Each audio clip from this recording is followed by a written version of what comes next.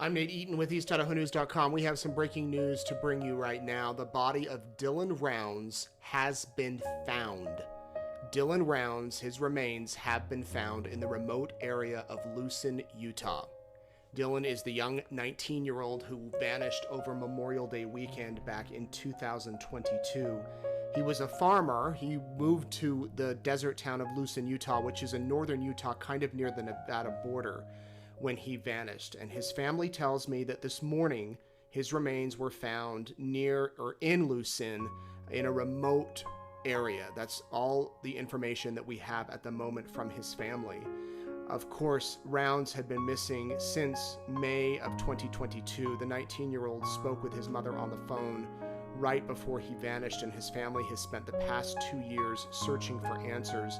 His mother, Candace Cooley, tells me that as part of a plea agreement with James Brenner, the man accused of killing Dylan, Brenner led the investigators out to the site where the remains were on Tuesday morning, which would be today, April 9th, in case you're just tuning in, or you're watching on another day. They got there, they found those remains, and they have been recovered. Now, Brenner is charged with aggravated murder and abuse or desecration of a human body in connection to Rounds' death. Let me show you just how remote this area is. That's where Dylan was farming. That was his camper. That was his truck. And you can see there's not much around this area. It really was a desolate area. James Brenner, this is the man who is facing those charges. He again must have said something to investigators or cooperated or something. We don't have all of the details at this point, but they do have the remains because of where James Brenner led them. This is a spot where James Brenner had his camper. He lived near Dylan Rounds out there. Both of them were in separate campers.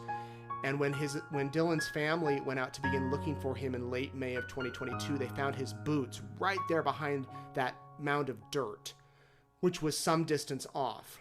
And there was also a shed right by James Brenner's camper.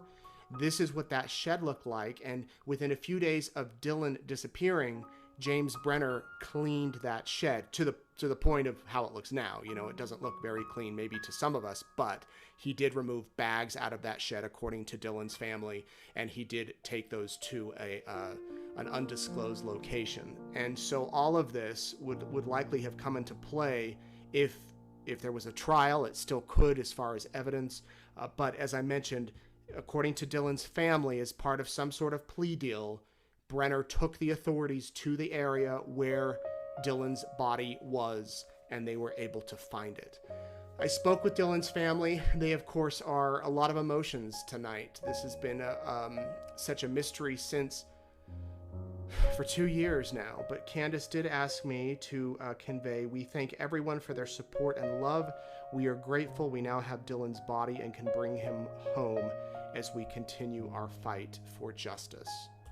And unclear when Mr. Brenner will appear in court again. There was a hearing scheduled for this month, but at last check that was delayed. However, now with the recovery of Dylan's body, it could be had sooner rather than later. I want to show you on a map just where this place is, because it's desolate. And when I say this place, I don't mean where Dylan's remains were actually found, other than it was in the Lucin area, but that's a very large area. But this is where Lucin is. If you pull out here, you can see the Nevada-Utah border right here on the left of your screen, and then over here is Montello, Nevada. Dylan went back and forth between Montello and Lucin quite a bit. This was another, if you want to say big town, it's not real big, but the closest, nearest town to where Lucin is. So he went back and forth between these two places. And in the early stages of the investigation, there was a lot of focus on Montello, and then it seemed to shift into Lucin. I don't even know if there's a population count for Lucin, but they do have an airport, as you can see. If we zoom out quite a bit more, this will give you a reference as far as where this is located. So over here is Tremont in Utah, Brigham City, Malad is here, Lava Hot Springs, Blackfoot, Shelley. So it's right over here. And it's quite a distance if you were to fly from Idaho Falls, or excuse me, if you were to drive from Idaho Falls down to Lucin. But this is where his body was found, and this is where family are breathing a sigh of relief now that his remains have been found. So there still are a lot of questions. There still are some court stuff to obviously get worked out, to get solved, to get taken care of. This has been a case we've covered extensively on East Idaho News since Dylan vanished. In fact, here was a picture just at CrimeCon last year. They put up a "Have You Seen Me" poster with all of these nice messages around them. Keep fighting. Love how his parents represent him. We will find you, Dylan. Hold on to hope. And then there's these wonderful photos that his mother has shared with us and on publicly on social media. There's little Dylan as a young boy feeding pigs.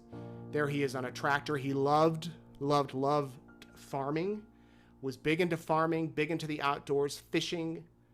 There he is. I don't know if he's taking care of a sheep there. Looks like he might be. And here he is on a tractor, which, again, he loved to farm. And that's what took him out to that location so that he could begin farming.